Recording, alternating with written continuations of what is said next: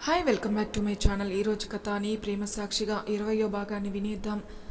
ఆమె ముద్దు పెట్టగానే 2 నిమిషాలు అలాగే ఉండిపోయిన అభి చిన్మయ్ మొహాన్ని దగ్గరగా తెచ్చుకొని పెళ్లి చేసుకుందామా అన్నాడు. ఇవన్నీ క్లియర్ అవ్వాలి అభి.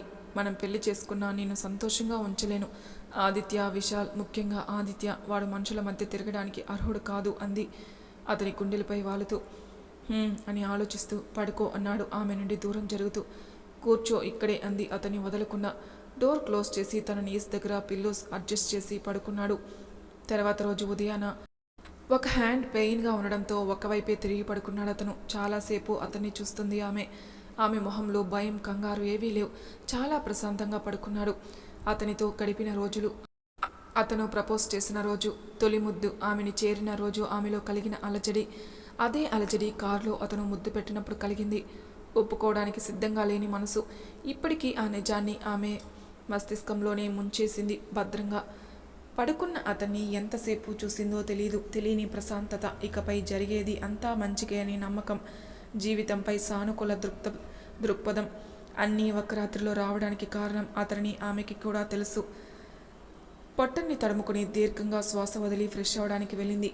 ఆమె బయటికి రావడానికన్నా ముందే లేచాడు అభి. టైం చూశాడు. 7 దాటింది. ఇప్పుడు ఈ టైం వరకు అతను పడుకోలేదు. కారణం చందనాన్ని ఆమెలో నింపుకున్నట్టుగా ఉన్న ఆమె సహజ పరిమళం అతన్ని మత్తులోకి నెట్టేసింది. చిన్న నవ్వుతో కళ్ళు తెరిచి బాల్కనీ డోర్ ఓపెన్ చేసుకుని ఆలోచిస్తున్నాడు. రాధగారు వచ్చేసి ఉంటారు. ఎలా ఒప్పించాలా అవన్నీ అర్థం కావడం లేదు. ఉదయిస్తున్న సూర్యుని చూస్తున్న అతనిని పక్కన నిల్చుంది. నిస్తేజమైన కళ్ళతో పాలిపోయిన మొహంతో ఉన్న ఆమెను చూస్తుంటే భారంగా మారింది అభి మనసు. బిజీగా పరుగులు పెట్టే విరామం దొరికినట్టుగా ఆలోచనలతో సతమతమవుతున్న మనసు రిలాక్స్గా ఉంది ఆమెకి ఇప్పుడు. అందుకే స్వచ్ఛంగా నవ్వుతూ అతని పక్కన చేరింది. భుజాలపై చేతులు వేసి కూర్చో అన్నాడు ముందున్న కౌచ్ చూపిస్తూ. నీ పేరెంట్స్ వచ్చారేమో అంది కూర్చుంటూ. నేను మాట్లాడతాను, but remember one thing, I love you. చాలా ఇష్టం నువ్వంటే. చాలా తొందరగా అన్ని ప్రాబ్లమ్స్ క్లియర్ అవుతాయి అంటూ ఆమె చేయి పట్టుకొని మోకాళ్ళపై కూర్చున్నాడు తన ముందు. ఐ లవ్ యూ చెప్పాలంటే భయంగా ఉందబి. మళ్ళీ ఎక్కడ దూరం అవుతావో అని చెప్తుంటే కళ్ళల్లో నీళ్లు తనకి. ఆమె భయాన్ని అర్థం చేసుకుంటూ మరోసారి గాఢమైన ముద్దు పెట్టుకుని ఆమెను చూశాడు. కళ్ళు మూసుకుంది తను. కలవరానికి లోనైన రెప్పల భయంగా కదులుతున్నాయి. నెమ్మదిగా శ్రీ అన్నాడు. తెరిచిన కలువ కళ్ళు ఏదో చెప్తుంటే జాగ్రత్తగా చూశాడు. ఇప్పుడు చెప్తావా అన్నాడు. చెంపపై చిన్నగా తట్టి ఆకలిగా ఉంది అంది. నైట్ తినలేదు అనే విషయం ఆమె సాంగత్యంలో ఉన్న అతనికి గుర్తుకు రాలేదు. నువ్వు వెళ్ళు కిందకి, నేను జాయిన్ అవుతా అన్నాడు. లేదు నువ్వు రా అంది భయంగా. నా డేర్ డెవిల్ నువ్వు. ఎప్పుడూ డేర్ అండ్ డాషింగ్గా ఉండాలి, భయంగా తప్పు చేసి తల వంచుకున్నట్టుగా కాదు అంటూ 10 మినిట్స్ అని చెప్పి ఫేస్ వాష్ చేసుకుని వచ్చేస్తాడు. ఇద్దరు కలిసి రాధ, అరవింద్ గారిని ఫేస్ చేయాలని అనుకున్నారు. కిందే ఉన్న వారిని చూస్తూ అభిని చేయి పట్టుకొని కిందికి వచ్చింది. పని వాళ్ళలో కంగారు, భయం. ఇటువైపే చూస్తున్నారు కొందరు.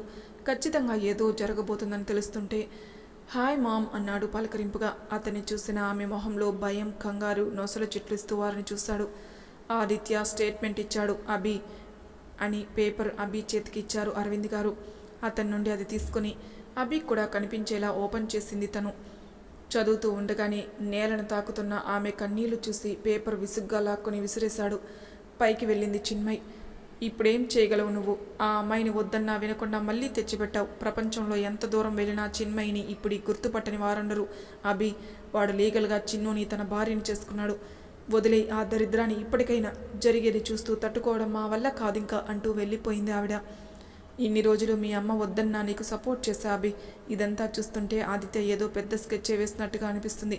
వదిలే ఇదంతా. ఆ అమ్మాయిని ఎటైనా దూరంగా పంపే, లేదా ఇంట్లో నుంచి పంపించు అని చెప్పి బేలగా ఉన్న కొడుకు మొహాన్ని చూడకుండా వెళ్ళిపోయాడు అరవింద్. ఆదిత్య ఇలా చేస్తాడని ఊహించలేదు అభి. వాడిని చిన్మయి లైఫ్ నుండి దూరం పెట్టాలనుకున్న కొద్దీ మరింత దగ్గరగా వస్తుంటే నిరంజన్కి కాల్ చేశాడు. అతను చెప్పింది వింటూ 15 నిమిషాల్లో అభి అడిగిన డీటెయిల్స్ అన్నీ సెండ్ చేయగానే వాటిని చూసి అందులో అతనికి కావాల్సిన నెంబర్కి కాల్ చేసి పైకి వెళ్ళాడు. గదిలో కనిపించలేదు తను. వెతుకుతూ మరో రూమ్లో చూశాడు. అక్కడ కూడా లేదు. అన్ని రూమ్స్ చూస్తూ టెర్రస్ చేరిన అతనికి పైన కూర్చుని ఏదో ఆలోచిస్తున్న చిన్మయి కనిపించగానే బ్రీత్ తీసుకొని వెళ్ళాడు. గెడ్డం కింద చేయి పెట్టుకుని అక్కడ ఉన్న చైర్లో కూర్చుని ఎటువైపు చూస్తుంది. ఏం చేస్తున్నావు ఇక్కడ అని అడిగాడు. ఆదిత్య గురించి ఆలోచిస్తున్నా నెమ్మదిగా అని చెప్పింది. సారీ అంటున్న గొంతు పైకి చూసిన తను నవ్వుతూ అభి చేయి పట్టుకుని నిల్చుంది. ఆదిత్య నుండి ఈ స్టెప్ ఊహించలేదు శ్రీ. తననే చూస్తూ చెప్పాడు. ఇప్పుడెలా అంది. ఆమె కూడా అతన్ని చూస్తూ తన మొహంలో కంగారు కనిపిస్తున్న అది దాచాలని ఆమె చేసే ప్రయత్నం అతనికి కనిపిస్తుంది. ఏదో ఒకటి చేస్తా, నువ్వు రిలాక్స్గా ఉండు అని చెప్తూ గాలికి ఎగురుతున్న దుప్పట అడ్జస్ట్ చేశాడు మెడ చుట్టూ. దానిని సరిగ్గా చుట్టుకొని ఇప్పుడు నేను ఆదిత్య భార్యనయ్యానా అని అడిగింది. సమాధానం ఇవ్వలేకపోయాడు. నాకు తెలియకుండానే ఒక్కరోజులో విశాల్ భార్యనయ్యాను. ఈరోజు ఒక్క రాత్రిలో ఆదిత్యకి భార్యనయ్యాను. నా అనుమతి లేకుండానే నా జీవితాన్ని శాసించడానికి వీళ్ళెవరబి? నిన్న కంప్లైంట్ ఇచ్చుంటే ఈరోజు ఈ పరిస్థితి వచ్చేదే కాదేమో. ఇప్పటికైనా వాడు చేసిన దానికి కంప్లైంట్ ఇవ్వు అంటున్న చిన్మయిని సున్నితంగా హత్తుకొని, డోంట్ వరీ, నేనుండగా వాడు నీ దగ్గరికి రాలేడు అని హక్ చేసుకున్నాడు. వీపు చుట్టూ వేసిన ఆమె చేతులు భయంతో బిగుసుకున్నాయి అతన్ని. ఉదయం 8 గంటలు బెంగళూరులో. న్యూస్లో టీవీలో ఎక్కడ చూసినా తనది చిన్మయికి పెళ్లి వార్తే వస్తుంటే వాటిని చూస్తూ మురిసిపోతున్నాడు ఆదిత్య. అటుగా వెళ్తున్న తులసి గారిని పిలిచి, మరి మా ఇద్దరి పేరు ఎలా ఉంది అని అడిగాడు. నీలాగే వికృతంగా ఉంది అన్నారు ఆవిడ. తల్లి నుండి అంతకన్నా పెద్ద పొగడత ఆదిత్య కూడా ఊహించలేదు. నీ కోడల్ని పిలువుమా అన్నాడు టీవీలో లీనమవుతూ. ఆవిడ విన్నట్టుగా వెళ్ళిపోతుంటే అరిచాడు ఒక్కసారిగా వైదేహి అని. ఇల్లంతా ప్రతిధ్వనించింది అతని పిలుపు. అయినా ఆమె నుండి ఎటువంటి అలికిడి లేకపోవడంతో వైదేహి ఎక్కడున్నావు అని అరిచాడు మళ్ళీ. తులసి గారికి కూడా కంగారుగా అనిపిస్తుంటే వైదేహి అని పిలుస్తూ పైకి వెళ్ళింది. లేదు, తను ఫోన్ కూడా అక్కడే వదిలి వెళ్ళిన తన కోసం ఇల్లంతా చూసి కిందకి రాగానే కనిపించిందా అని అడిగాడు. లేదు అన్నట్టుగా తలని అడ్డంగా ఊపుతున్న తల్లి ముందుకు వెళ్ళి, ఏంటి నాకు వ్యతిరేకంగా ప్లాన్ వేస్తున్నారా నువ్వు నీ కోడలు? ఆమె మనకట్టు పట్టుకున్నాడు. అంత ధైర్యమేముంటే వైదేహి కడుపు పోవడానికి కారణమైన రోజే నిన్ను చంపేసి ఉండేదాన్ని ఆదిత్య. తల్లిని కదా, ఒక్కగానొక్క కొడుకు అయినా నీ పైన పిచ్చి ప్రేమతో ఇంత జరుగుతున్నా కళ్ళు మూసుకొని బ్రతుకుతున్నాను అంది బరువైన కళ్ళతో. ఇక మీద కూడా అలాగే బ్రతుకు, వాటిని తెరవడానికి ప్రయత్నించుకు అని ఆ రూమ్కి వెళ్ళాడు. నిన్న అతను వెళ్ళేటప్పుడు సంతకం కోసం వైదేహి మీద విసిరిన పేపర్స్ అక్కడే నేల మీద పడున్నాయి. విసుగ్గా తల విదిల్చి వైదేహి ఎక్కడికి వెళ్ళిందని ఆలోచిస్తున్నాడు. టీవీలో న్యూస్ చూస్తూ రాగిణిని పిలిచింది నిహారిక. వంటగది నుండి వస్తూ ఎందుకు పిలిచావని కూతుర్ని కసురుకోబోయి న్యూస్ చూసి ఆగిపోయింది తను. న్యూస్లో ఆదిత్య ప్రతి మాట వింటూ విశాల్ చెప్పిన దానికి వాళ్ళు చూస్తున్న దానికి సంబంధం లేనట్టుగా అనిపిస్తుంటే అలాగే చూస్తుంది తను. 2 రోజుల క్రితమే కలిసిన చిన్మయికి ఆదిత్యతో పెళ్లి ఎప్పుడు జరిగిందో తెలియడం లేదు ఆమెకి. ఖచ్చితంగా ఇది ఆదిత్య ప్లానే అని అర్థమవుతుంటే నా కొడుకుని వద్దనుకొని వెళ్ళిన దానికి ఇలాగే జరగాలని సహజమైన మాతృప్రేమ చిన్మయి ఎంత ప్రమాదంలో ఉందో ఒప్పుకోవడానికి సిద్ధంగా లేదు. పొద్దున్నే ఈ దరిద్రాన్ని చూడడానికి పిలిచావా నన్ను? అల్లుడు గారు వచ్చే టైం అయింది, వెళ్ళి నీ బట్టలను సర్దుకో అని కసిరి కొత్త అల్లుడికి కావాల్సినవి వండడంలో మునిగిపోయింది ఆవిడ. సరిగ్గా 15 నిమిషాల్లో నిహా మళ్ళీ పిలుస్తున్నా వినిపించుకొని రాగిణిని విసుగ్గా పిలిచింది మళ్ళీ. ఎక్కడున్నావు అని తన గదిలో చూస్తూ అడిగింది. అన్నయ్య రూమ్లో అని వినిపించింది. ఏం చేస్తున్నావు ఇక్కడ అంది లోనికి వెళ్తూ. బ్యాగ్ కోసం వచ్చాను, ఇది కనిపించింది అని ఫైల్ చేతిలో పెట్టింది. విశాల్ వ్యాసెక్టమీ చేయించుకున్న ఫైల్, దానిపై డేట్ చూస్తూ బిగుసుకుపోయారు ఆవిడ. ఈ బిడ్డ విశాల్ బిడ్డ కాదు అని చిన్మయి చెప్పింది లీలగా గుర్తొస్తుంటే కొడుకు తమ దగ్గర ఏదో దాస్తున్నాడని అర్థమవసాగిన రాగిణి గారు నిహారికకి చెప్పి హడావిడిగా కమిషనర్ ఆఫీస్కి వెళ్లారు. విశాల్ని కలవడం కోసం రావడంతో నేరుగా కమిషనర్ గారు దగ్గరికి తీసుకెళ్లారు. రాగిణి గారిని చూస్తూ, మీ అబ్బాయిని కలవాలా అన్నాడు కలవరంగా. ఉన్నాయి ఆమె కళ్ళు. అవును అన్నట్టుగా అతన్ని చూసి ఒక్క 10 నిమిషాలు అంది రిక్వెస్ట్ చేస్తున్నట్టుగా. నిరభ్యంతరంగా వెళ్ళండి, అలాగే మీరైనా చెప్పండి మీ అబ్బాయికి. ఆదిత్య ఈజ్ టూ డేంజరస్ అమ్మ, వాడు బయట ఉంటే ఎప్పటికైనా చిన్మయికే కాదు మీకు కూడా ప్రమాదమే అని చెప్పి మాట్లాడకుండా ఉన్న ఆవిడ్ని చూస్తూ ఈమెని వాచ్ చేస్తూ ఉండమని అక్కడ కానిస్టేబుల్స్కి చెప్పి విశాల్ ఉన్న చోటికి పంపించారు. సరిగ్గా 14 నిమిషాలు విశాల్తో మాట్లాడిన ఆవిడ కమిషనర్ గారికి నమస్కారం పెట్టి వెళ్ళిపోయింది. వెళ్తున్న ఆవిడ తడితేరిన కళ్ళు ఆయన కంటపడకుండా ఆపలేకపోయారు రాగిని. ఏం జరిగింది అని అడిగాడు కానిస్టేబుల్ని. అతను విని అర్థం చేసుకున్నంతవరకు కమిషనర్ గారికి చెప్పాడు. అది హైదరాబాద్, టైం 11 గంటలు కావస్తుంది. ఎలాగైనా చిన్మయి ఇక్కడ ఉండకూడదు అని తన నిర్ణయాన్ని చెప్పాలనుకుంది ఆవిడ. తన నిర్ణయాన్ని గౌరవించి ఆమెను పంపిస్తాడని రాధికారికి నమ్మకం. కానీ ఇంత సమయం గడిచినా ఇంకా కిందికి రాని అభి చిన్మయిలపై కోపం కట్టలు తెంచుకుంది. మాటిమాటికి పైకి చూస్తూ లాభం లేదనుకుని విసుగ్గా పైకి వెళ్ళింది. రూమ్లో లేడు. చిన్మయి గదిలోకి వెళ్ళింది. అభి పక్కన చిన్మయిని ఊహించుకోలేని ఆవిడ వారిని ఎలా చూడకూడదనుకుందో అలాగే చూసేసింది. అభి గాఢమైన కౌగుల్లో తలదాచుకుంటూ అతని వీపుని చుట్టుకున్నాయి ఆమె చేతులు. ఆదిత్య వికృత చేష్టలన్నీ ఆమెకి గుర్తొచ్చాయి. ఒక్కసారిగా ఒళ్ళు గగుర్పాటికి గురైంది. ఇంకా అక్కడ ఉండలేదు, వెళ్ళిపోయింది వెనక్కి తిరిగి.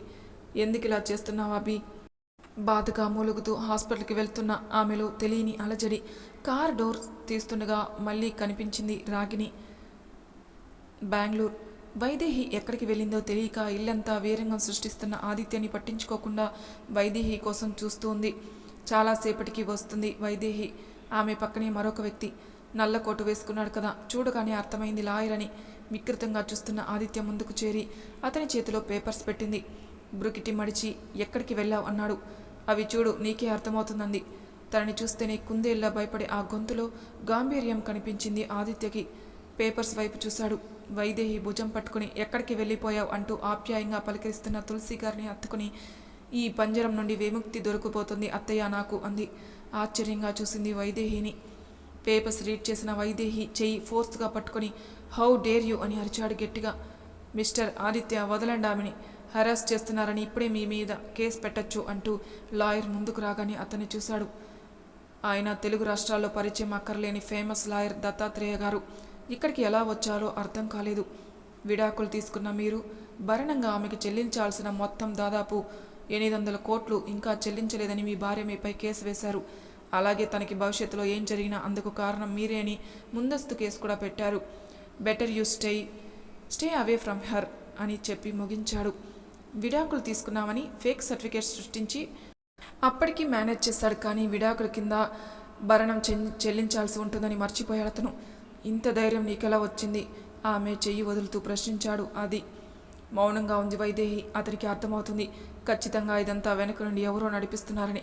కానీ ఎవరు అంత ధైర్యం చేయగలిగింది ఆలోచించసాగాడు అతను. గదిలోకి వెళ్ళిన వైదేహి వెనకాలే వెళ్ళింది తులసి. ఆమెను చూసి ఫోన్ కట్ చేసి చెప్పండి అత్తయ్య అంది. ఎవరికి థ్యాంక్ యూ చెప్తున్నావు అంది ముందుకు వెళ్తూ. తర్వాత చెప్తాను. ఆదిత్యకి దూరంగా వెళ్ళినా మీరు నాతో ఉంటారు కదా అత్తయ్య అడిగింది ఆమె చేయి పట్టుకుని. ఆ చేయిపై తన చెయ్యేసి భరోసా అయితే ఇచ్చింది. కానీ ఎంతకాలం మాట మీద నిలబడుతుందని ఆవిడికే తెలియాలిక. మరి తర్వాయి భాగంలో ఏం జరుగుతుందో నెక్స్ట్ ఎపిసోడ్లో తెలుసుకుందాం. అంతవరకు నా ఛానల్ని సబ్స్క్రైబ్ చేయని వాళ్ళు ప్లీజ్ సబ్స్క్రైబ్ చేసుకోండి. లైక్ చేసి షేర్ చేయండి. మీ అభిప్రాయాలు నాకు కామెంట్ రూపంలో తెలియజేయండి. Thank you for listening.